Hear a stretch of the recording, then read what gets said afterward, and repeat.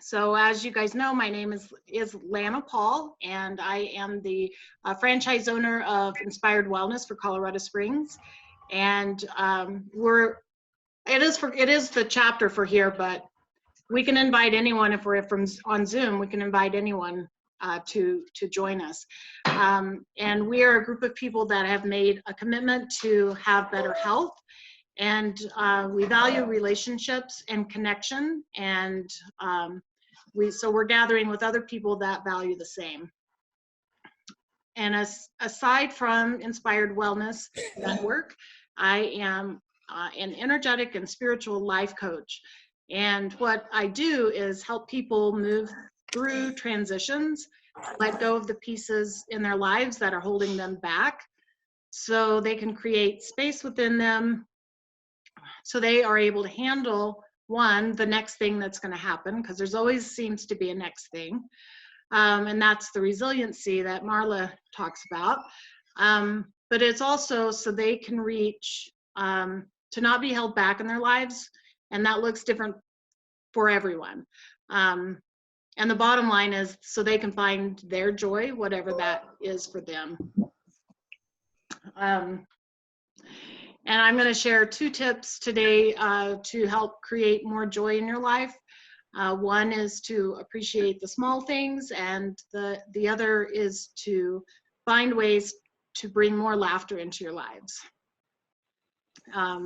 Kris is one of those people that has brought a lot of laughter into my life. I'm thankful that I met him just a few years ago. So thanks, Kris. You're welcome. Almost 10 years ago. Well, almost. Not quite. You were just a whippersnapper, Kris. I was only 12 years old at the time. I know, when I looked through his bio, I was like, oh, wow, you were a baby when I met you. Yeah, it was, the instructor actually saw a picture of me back in those days, and he said, man, I was looking at you, and I was like, who's that skinny little Irish kid? Yeah. So, yeah, you just got started, and that's good. Okay, so now it's the time where we hear from our sponsors, and today we're gonna hear from Bonnie Simon. So if you would like to share a couple of minutes, Bonnie, about yourself, or whatever it is you wanna share with us. I also am gonna mute everyone. So let me mute everyone, and then that's just for sound control. If you want to talk, you can turn your mic on. And Bonnie, you need to unmute. Let's unmute Bonnie. Me? Yeah. Okay, go. Okay, so this is your commercial break before we get into the interesting part of the presentation, which is where Kris speaks. So since I have the opportunity, I thought I would just sort of tell you my story, because what happened was that I was widowed in 2008, and so this sort of changed the course of my life. And now, you know, who is this crazy chicken lady who talked to you last week? Well, I'm just the crazy chicken lady. So. But by profession, I think of myself as a sales professional, because people are always saying to me, you're always reinventing yourself. And I'm not really reinventing myself. What I'm really doing is just finding new ways to be a salesperson, which I like, because it's like socializing for a living. And that's what I would do if left to my own devices. If I didn't need money, I would just socialize. So the things that, since this is the sponsoring portion, I'll tell you what I actually sell, which is I work as an auto broker by day, which is a service where we are an unbiased advocate for the consumer. We're not affiliated with any brand, but people come in and we kind of sell cars in the reverse way that people usually do it. You come in, you tell us what you want. Instead of trying to sell you something we already have, because we don't have anything, we find you the best of what you want. So we do all the things other dealers do: new cars, used cars, financing, trade-ins, etc. By night, I these days am an anti-aging shampoo person, because I was losing my hair, and so I was so delighted that my hair stayed in with the shampoo that I decided to try selling that.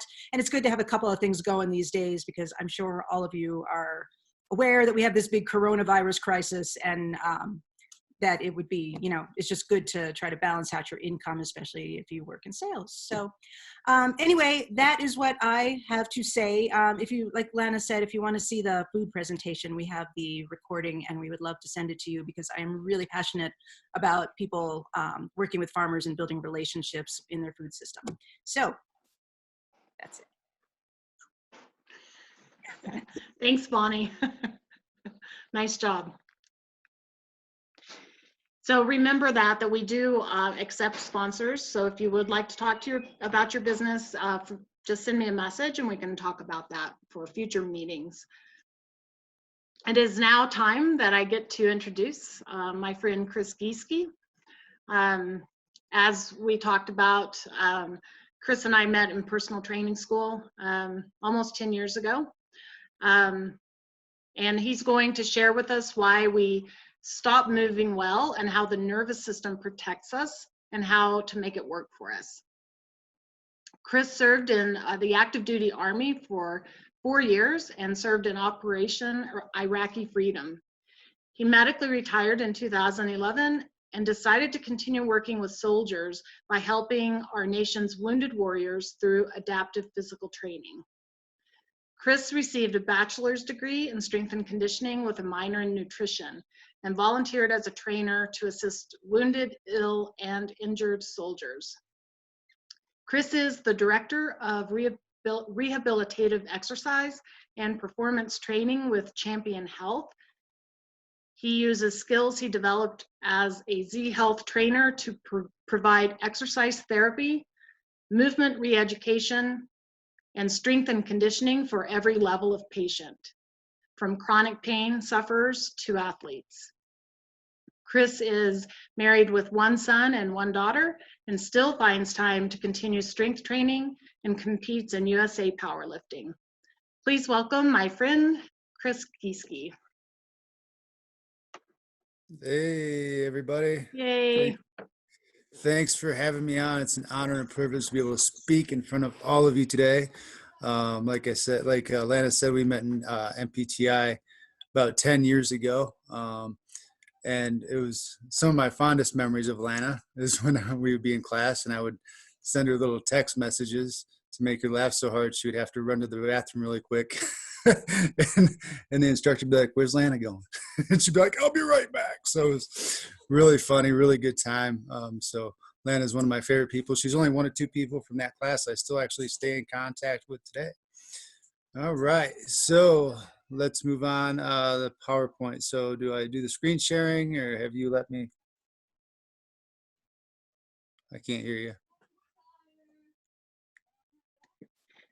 So now you should be able to click share screen and start your PowerPoint. All right. There we go, share. Cool, all right, so the basis for my talk today is move better, feel better, perform better. Everybody's an athlete, and everybody kind of looks at me a little bit funny when I tell them that they're an athlete. And I always wonder why, because I think my brain works a little bit different than other people's, but everybody uses their body to do their job, whether you be a football player, a basketball player, or you're a keyboard athlete, or if you're a construction worker. Once your body starts to shut down and go bad on you, it's going to affect your performance, right? Either in your job or if an athlete's on the court, they can no longer perform their job very well. And also with yourself, seeing yourself as an athlete comes a little bit of a mental switch. And they go from just exercising to training. And I want people to distinguish those 2 things for sure. There's exercise and then there's training. Exercise is something people go and they go, yeah, I kind of did this or that, or I'm kind of doing this. But training has actual goals in mind. And they actually have a purpose and a plan to get there. So I think seeing yourself as an athlete has that mental switch and also kind of empowers you a little bit to see yourself that you can actually start to move and feel and perform better. And as Lana said, my name is Kris Gieske. I'm a movement and a strength and movement performance coach, and I own and operate KG Max Fitness, and I work out of Champion Health at the moment. All right, so next slide. There we go. So there I am, back 2007, 2008, in the Army. I was over in Iraq, and I was medically discharged. Um, I had back, shoulders, knees, and tinnitus, ringing in my ears, all kinds of things that led to my discharge.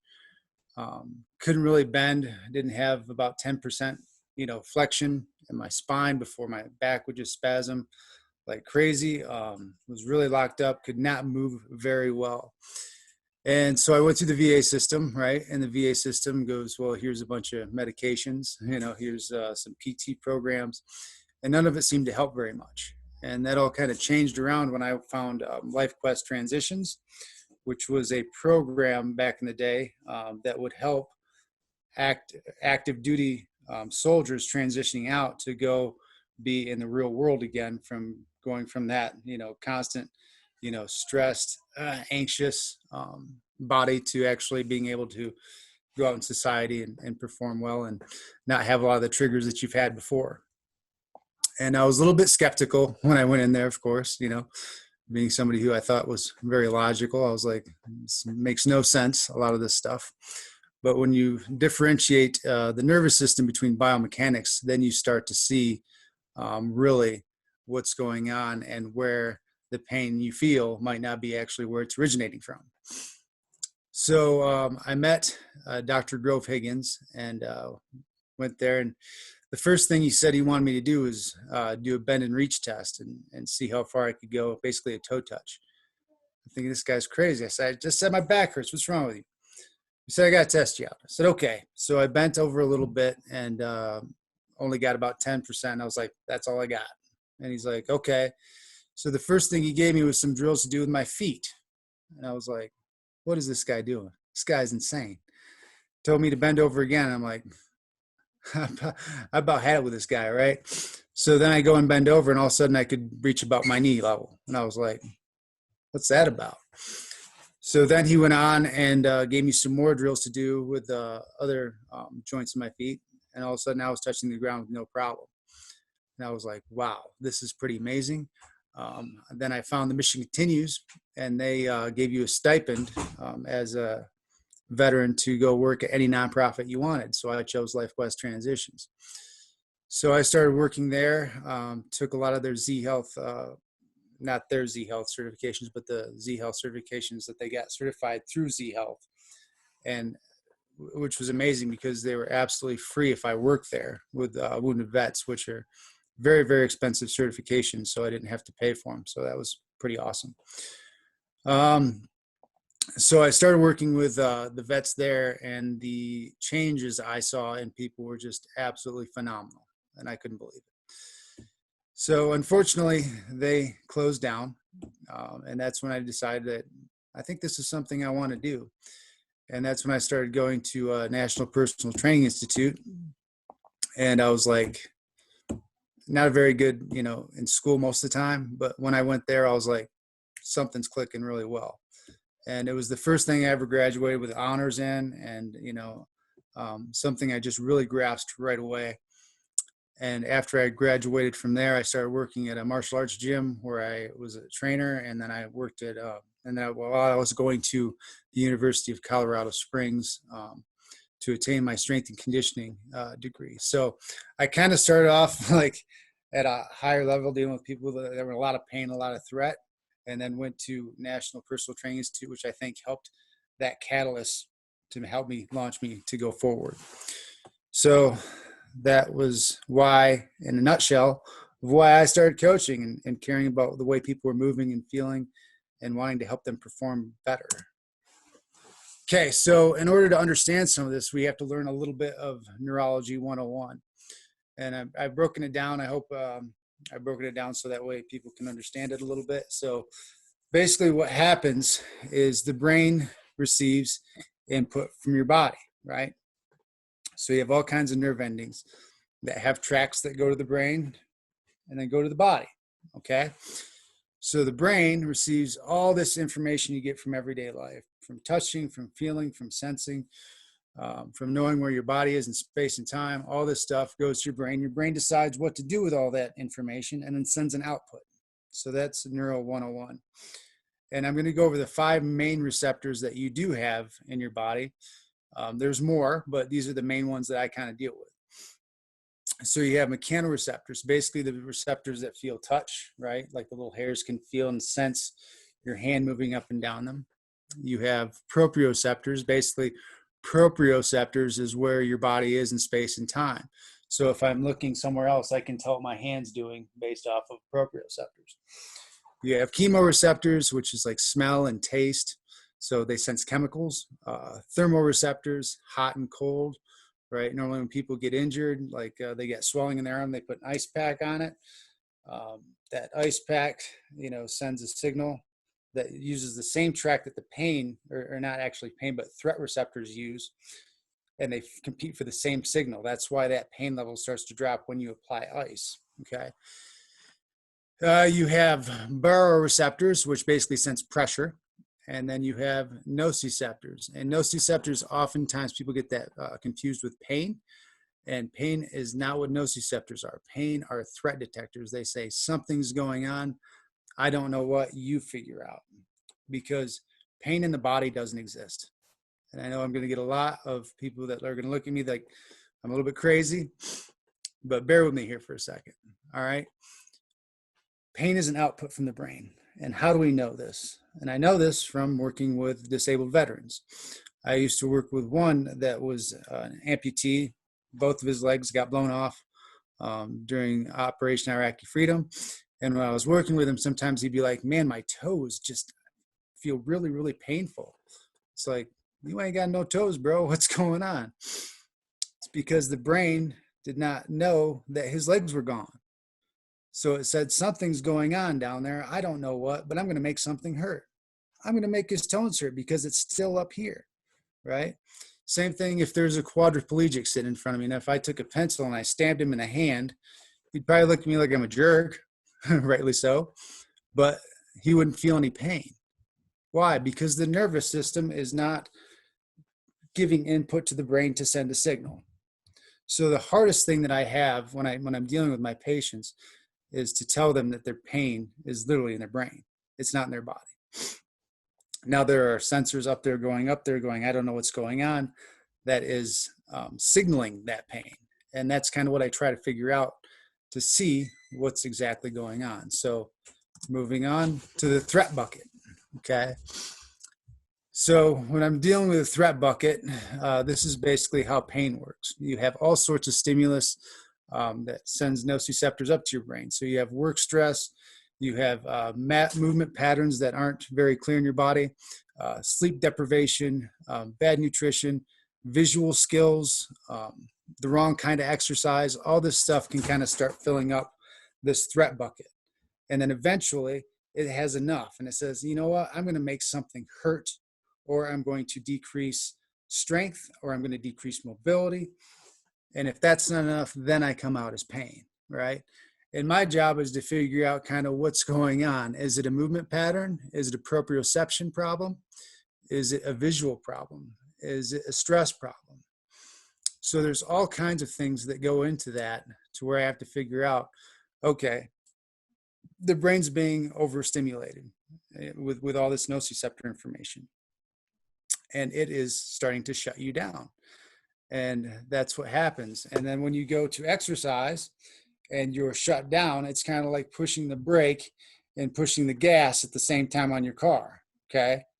And what happens when you do that in your car? You get smoke. You don't get anywhere. So they've actually done studies where they've, taken people through exercise programs, and they find super responders that do really, really well. And then they also have this little margin of people that do worse or stay the same. And then you look and go, why is that? They're receiving the exact same stimulus. Why is some people these super responders and some people not responding at all, or they're actually doing worse? And it's because that exercise might be breaking them.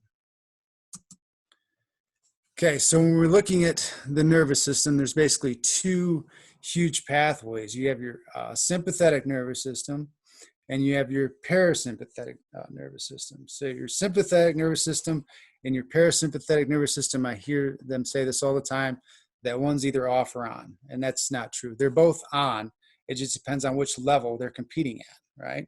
So if I'm working out, I want more of a sympathetic response. If I'm training, I want a more of a sympathetic response. I want my heart rate to be elevated. I want my muscles to get warm. I want to start working out. It's kind of like the purpose of a warm-up, right?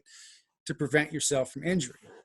So the sympathetic or parasympathetic, don't look at them as terms of good or bad. Now, what can be bad is if one is on more than the other, okay? So your parasympathetic nervous system is basically your rest and digest, your sleep, even more importantly, your sexual arousal, right? So all that is nervous or parasympathetic stimulus, okay? So the idea is to get those to where they're not, one isn't overreaching the other, okay? And I'm going to kind of explain how to do that here in a little bit. And part of that is with a cool down. So this is the first thing that kind of goes out of people's programs, right? Is the warm up and the cool down when they're going to go train. And why is that important? Okay. So you have somebody who likes to work out in the morning, let's say, right? They get a nice, good cup of caffeine going. They get their heart rate up. They go in, they exercise, you know, they're feeling great, and they go right from the gym, boom, right to their car, right to work. Heart rate's still elevated. Everything's still elevated. They go to work. They get stressed out. They start breathing up in here, and they get really tight, all up in their shoulders, their neck from a long day of work. They get home, and then finally they want to go to sleep. Then all of a sudden they can't sleep, right? Because their sympathetic nervous system has been stimulated all day, and it's going to stay on, okay? So what I do with my clients, especially after a workout, a lot of times is I'll have them just lay on their back, close their eyes, and breathe to balance that out. So that way their parasympathetic nervous system can then raise and go a little bit above that sympathetic response, right? Which the sympathetic response was good in the beginning, but it's not good to have on all the time. So with assessments with my people that come to me, the first thing you have to know is what fuels the brain. And the brain has lots of different fuels, but there's two main fuel sources.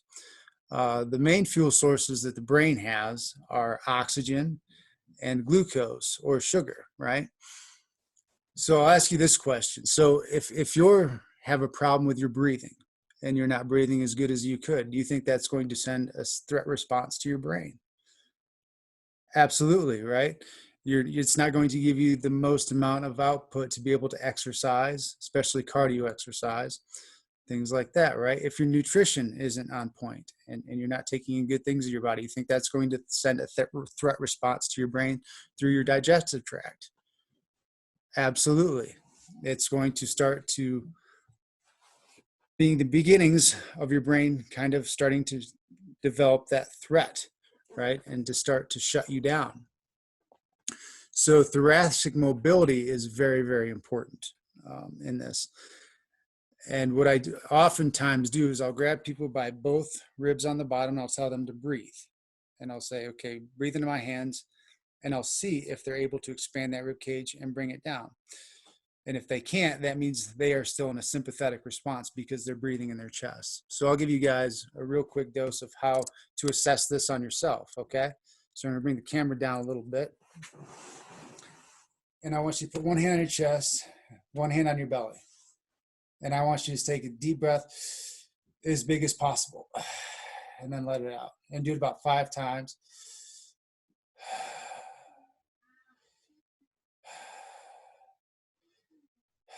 And notice which hand's moving. If your top hand is moving up and down, it means you're a chest breather, right? It means you've not learned how to belly breathe. If you look at a newborn infant, right, and you watch them sleep, all their breath comes in their belly because that's where you can take in the most amount of oxygen using your diaphragm. If your thoracic spine is tight and you are not able to move it very well, it's going to start shutting down that musculature around that thoracic spine. And one big muscle that connects to that thoracic spine and your rib cage is that diaphragm, okay? And if your diaphragm is so tight you can't take that in because this is threatened, you're not going to be able to take in as much oxygen you can to exercise, and it's going to feel very threatening for you. The other thing that I look at is people's balance, right? So balance, we're dealing with what we call the vestibular system. It's basically the inner ear. And what can happen with a lot of people, and that's why I go through an injury history, is people can get head injuries, right? And with head injuries, oftentimes the visual system and the vestibular system can have a miscommunication. And your vestibular system tells you which way's up, which way's down, which way's left, which way's right. You know, when I'm in an elevator and I feel that cool little feeling at the bottom, that's little hairs in your vestibular system telling you, hey, I'm going up and I'm going down. Ooh, it's a good bouncy feeling, right?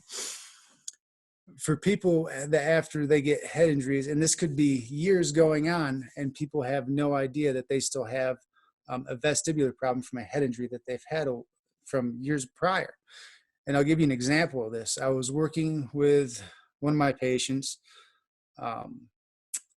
about 3 or 4 months ago. She came in, and she came to me because she had basically tennis elbow going on in her forearm. And I was like, okay, what do you do for a living? You know, I always ask about job history, you know, what they do, so I can see if there's some repetitive use issues and things like that, because some cases it is biomechanics that's causing the problem and sending bad information to your brain.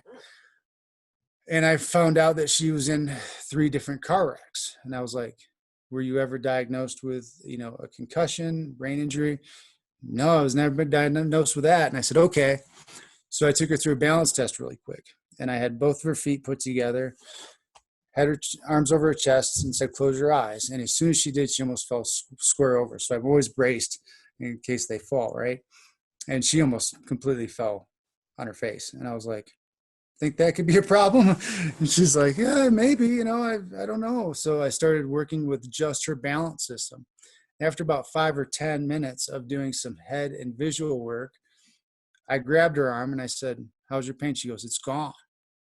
It's completely gone from doing work with her inner ear, because this was sending the bad signal to her brain.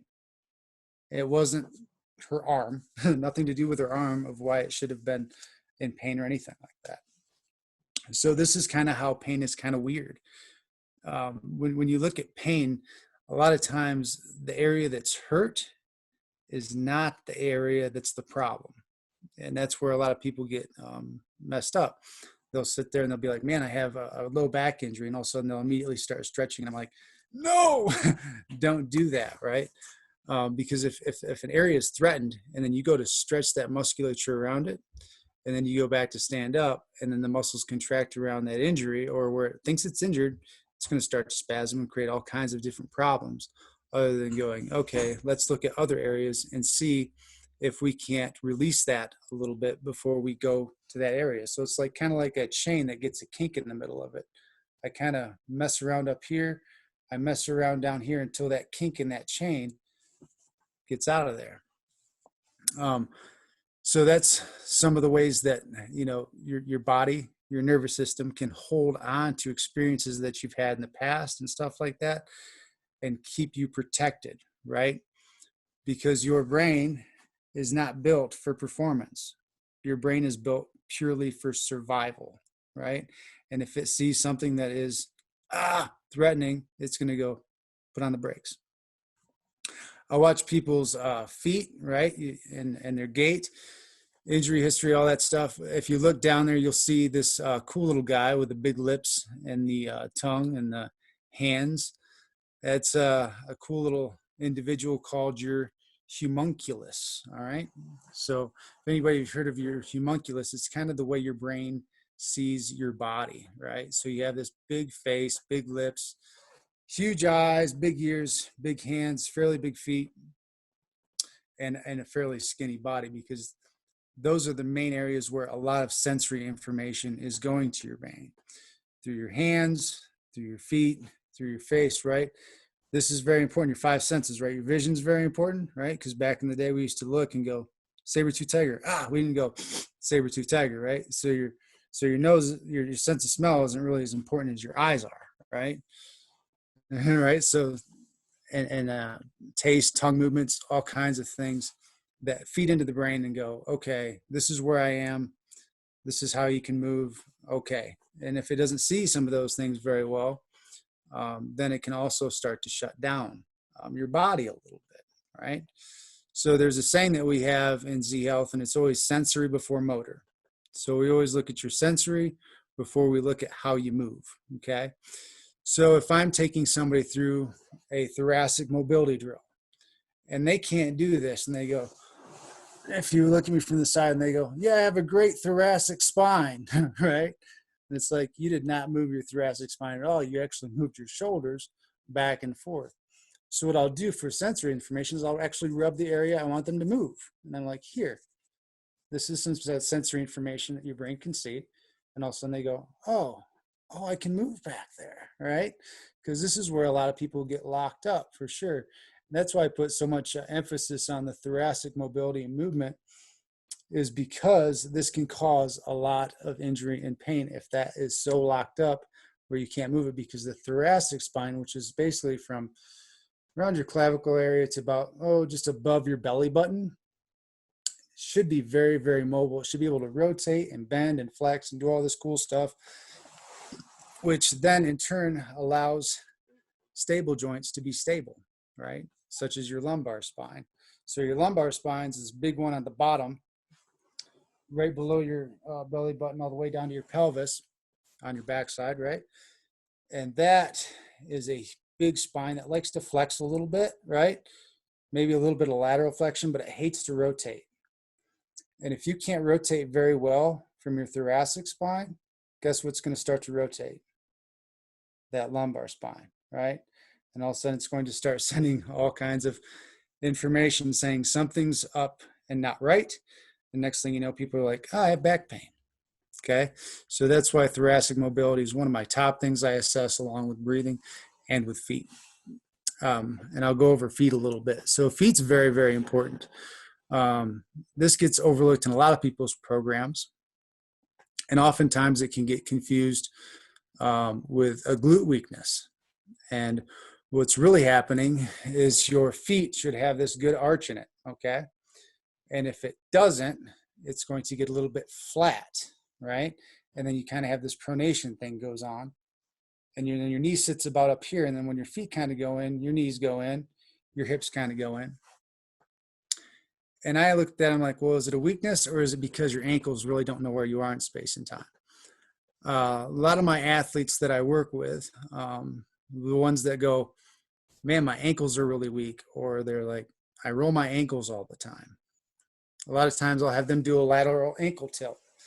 I wish I could be there in person to show you, but basically say, this is the outside of my ankle, and I'll have them kind of roll it in and out, and I'll rub at that area so they can feel the ligament stretch right in that area, okay?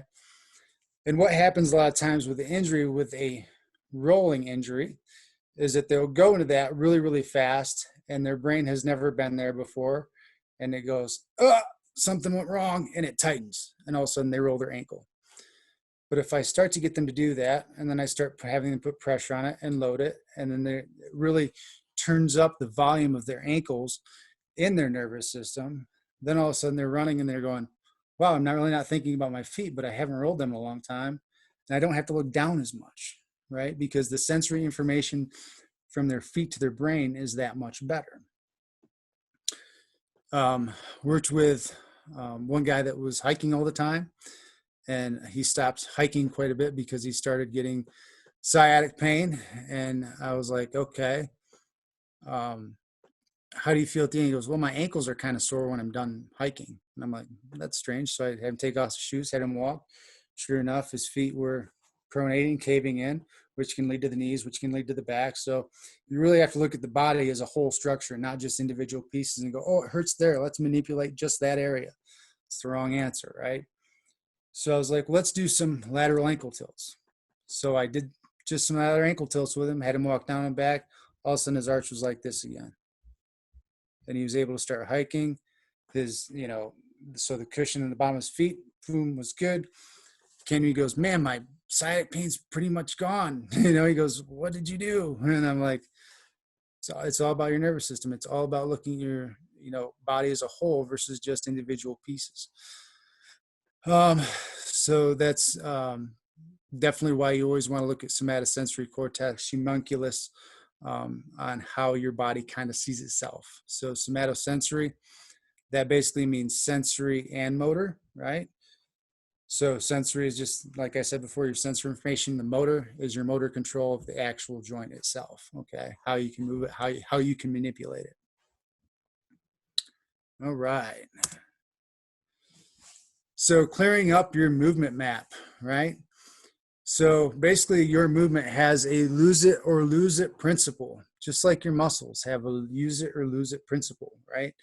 You can spend months and months in the gym building up a muscle. In 2 weeks, all of a sudden you're like, hey, that's a little bit softer, right? Because brains are very, very expensive, okay? So your brains take up about 22 calories a day, or 22% of your calories every day. And when you're younger, they take up about 55% of your calories. When you're, around 9 or 10 years old, developing brains take a lot of expenditure.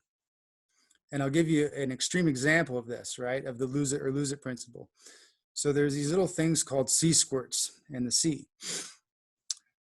Hence the name sea squirts, right?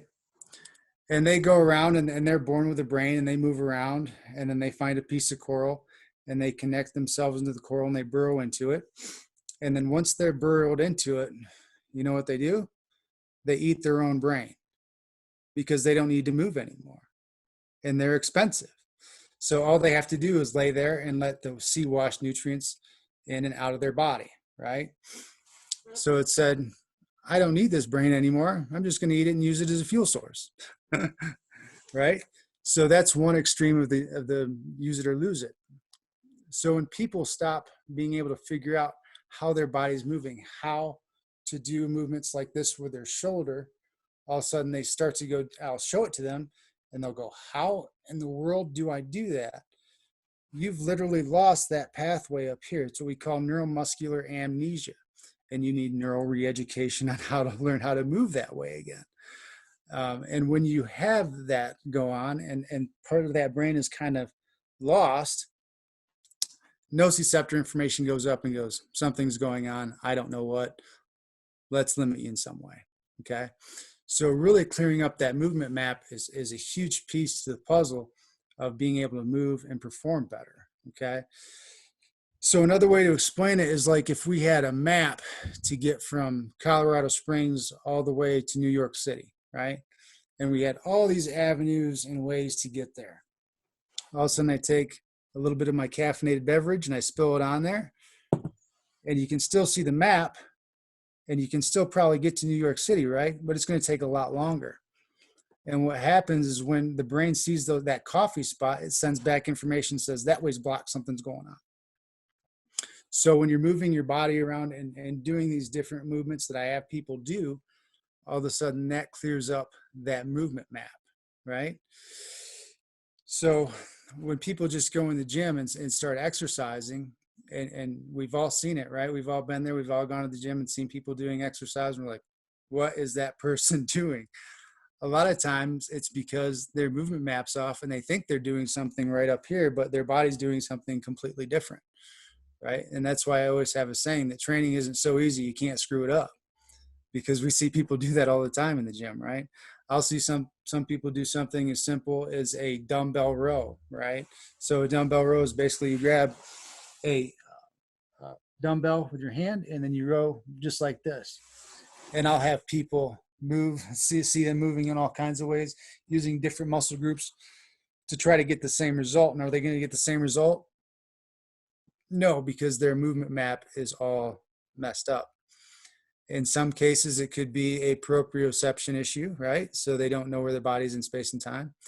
In some cases, it could be just they've never, it could be like, how am I trying to put this? So they've just never had anybody show them how to engage that. And all of a sudden you just show them one time and they're like, oh, that's how you do it. And then they get it. But then there's other people that go, what? How do I move that way? And that would be considered like a proprioception issue. I see a few comments coming in, so I'm going to look at those real quick. If I can. And Kris, you have 3 minutes. Oh, I've got 3 minutes. 2 to 3 minutes. Sorry, I thought this might take a little bit longer. All right, so I'll go through real quick the rest of my stuff, and then I'll get to some of the questions. All right, so the startle response. So this is what your brain does basically when you're threatened, right? So you go into flexion, adduction, boom, this way. So as we get older, right, what happens to a lot of people as they age? They get this forward neck posture. They get this, boom, rounded posture in the spine. Shoulders start to come forward. They go to a walker. Then they go to a wheelchair. Not long after that, it's not good news after that, right? And why does this posture happen? Everybody's like, oh, it's just osteoporosis or whatever. People are just getting older, so they can't hold themselves up properly, right? And a lot of cases of what I've seen is your brain's threat response, and that's why you go in that position. Your body no longer trusts your balance system, no longer trusts your visual system. When people can't see, what do? They look like this, right? So their visual system gets jacked up, their balance system gets jacked up, and the brain goes, how do I get as close as possible to the ground without causing damage if I fall? Boom, this happens, right?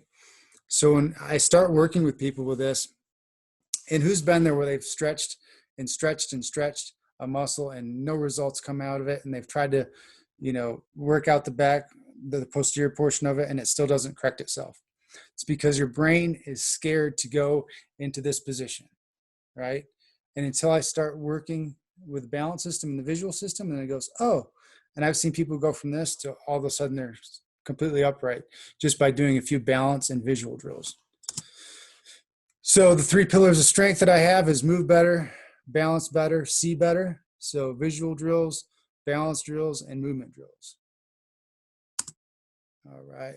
So this is a mobility drill I want to give to you all. I give it to all my patients, but as always, as a caveat, before starting a training routine, consult with your physician. But this is my shin box mobility drill that I've gotten from a doctor called Grove Higgins. I talked about him earlier. I use it with everybody. It's great for loosening up your thoracic spine and your hips. So I don't know if you guys can write that down real fast, but that would be a great drill to do as a warm-up, cool down, after you wake up in the morning, before you go to bed at night. A lot of people will do this drill and go, man, I've never felt this good in my life. What's going on?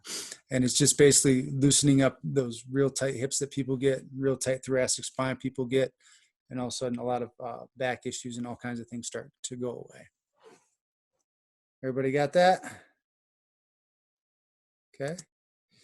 And where you can find me, I currently operate out of Champion Health Associates, which is located at 9240 Explorer Drive, Colorado Springs, Colorado.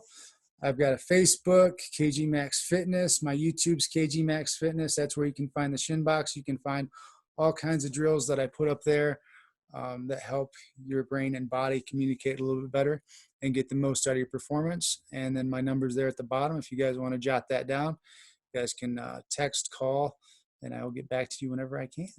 All right. And good. Okay, I stopped the screen sharing there. All right. Thank you, Kris. Yeah, you're welcome. That was amazing. I hope you all enjoyed it. Yes. Yeah, it was really good. Awesome. Yes, thank you.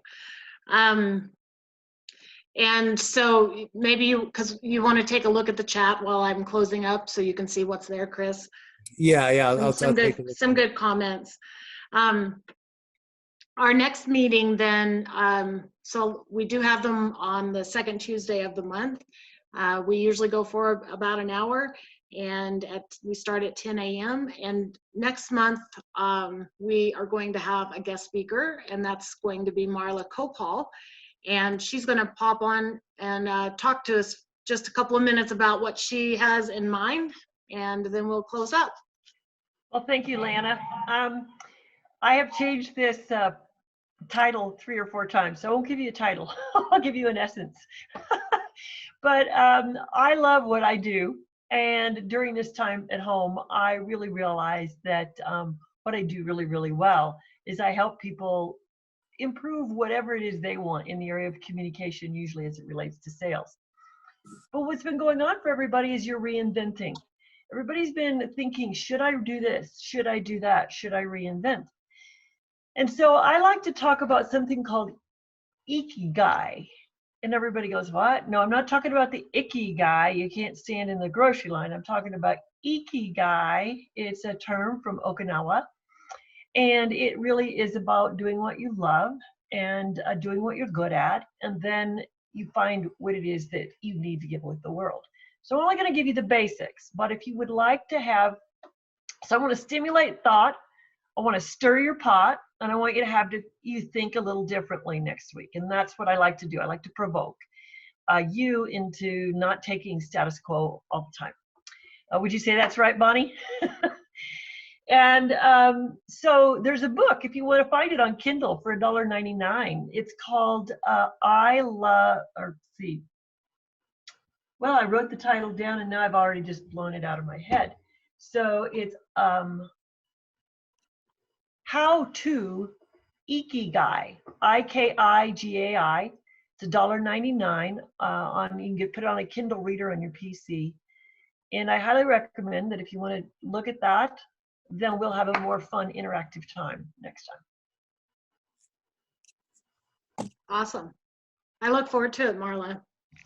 I hope you guys all will join us next time in June.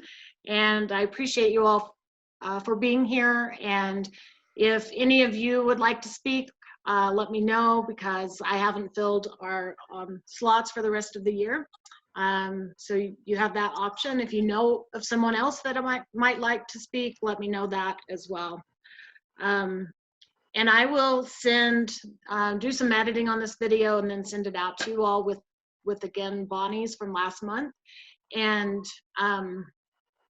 I will also send out everyone's email addresses. So if you guys want to connect with each other, you can. I mean, it's not a requirement, but it's pretty easy to have a Zoom coffee time to where you can just get to know each other. And because one of the biggest pieces of having this group for me, besides the inspiration, is relationships and connections. So I encourage you all to connect with one another. And thank you. I appreciate you being here. And I hope you guys do connect with Kris. Seriously, I don't know if it's really magic, but it feels magical. He's taken me through some of it before, so highly recommend him.